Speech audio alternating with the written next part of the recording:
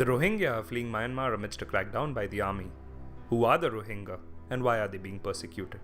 The first Muslims to settle in Arakan or modern-day Rakhine are believed to have come here during the 1400s. Many served in the court of the Buddhist king Naramekla, Min Somun, who ruled Arakan during this time and welcomed Muslim advisors to his capital. The future Rakhine kings as well are believed to have had close ties with the sultans of Bengal.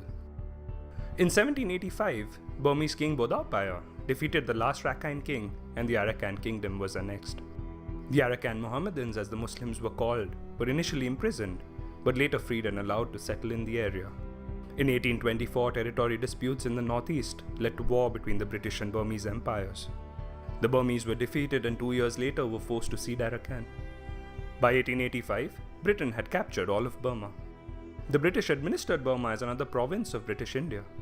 As a result, there were no boundary between Bengal and Arakan, and hence no restriction on migration between these regions. During this time, a significant number of labourers migrated to Arakan from India and Bangladesh, then under British rule as well. Thousands of Bengalis, mostly from the Chittagong area, settled in Arakan seeking work. The Chittagonians and the already settled Arakan Muslim population began to merge through intermarriage and similar religious beliefs. It was soon difficult to distinguish one from the other, and after the Second World War, the community as a whole began to call itself the Rohingya. In his report on Indian immigration released in 1940, Financial Secretary James Baxter said that there was indeed an indigenous Arkanese Muslim community that had settled here long ago. However, the increasing number of Chittagonian immigrants entering Burma each year was a matter of concern. During the Second World War, the Rohingya allied with the British forces in their fight against the Japanese and their Buddhist allies. In return, they were promised a Muslim state once the war ended.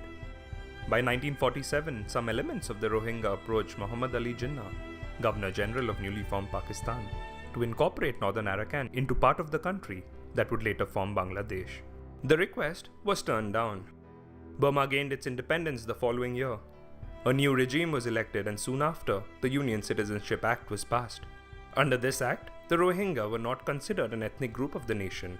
However, they could gain citizenship if a minimum of 2 generations of his or her ancestors had lived in the country. Some Rohingya did receive citizenship cards during this time and were even allowed to contest elections. Things changed in 1962. A coup saw the fall of democracy and marked the beginning of authoritarian rule of the army in Burma. The discrimination against the Rohingya was on the rise.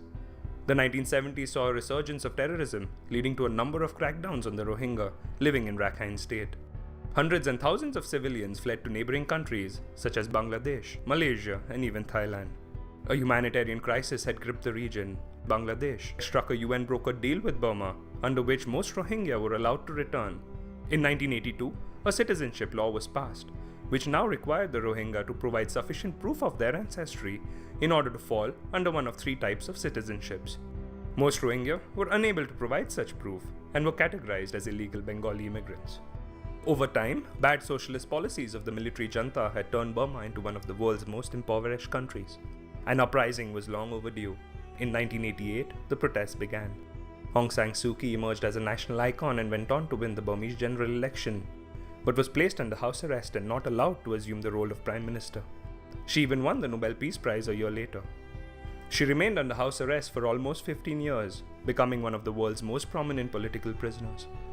She was released in 2010 and would go on to lead the country 5 years later. However, many believe that the military still wields great power in Myanmar. All along, the Rohingya continued to demand citizenship, the right to education, and free movement within the country. In 2012, sectarian disputes led to clashes between the Rakhine Buddhists and Rohingya Muslims living in Rakhine State. A total of 80 people lost their lives on both sides. A militant group called the ARSA is believed to have formed in its aftermath. 100,000 Rohingya are believed to have been displaced during this time. The group has been fighting Myanmar's government forces since October last year, when it attacked a border post, killing 9 soldiers. Myanmar security forces responded by launching counter-terrorism operations. Civilians were forced to pay a huge price. Recently, violence broke out in Rakhine in another attack against security guards near the Bangladesh border, leading to widespread military operations in the area, which has forced more than 350,000 people to flee. Human rights groups have claimed that there have been arbitrary killings, systematic rapes, burning of houses, and forced expulsions. At least 1,000 people have died in the past few days, in what the United Nations Human Rights Chief has called a textbook example of ethnic cleansing. Aung San Suu Kyi's government, however, has denied the atrocities and promised to conduct an investigation. What is the way forward, and what would it take to solve this crisis?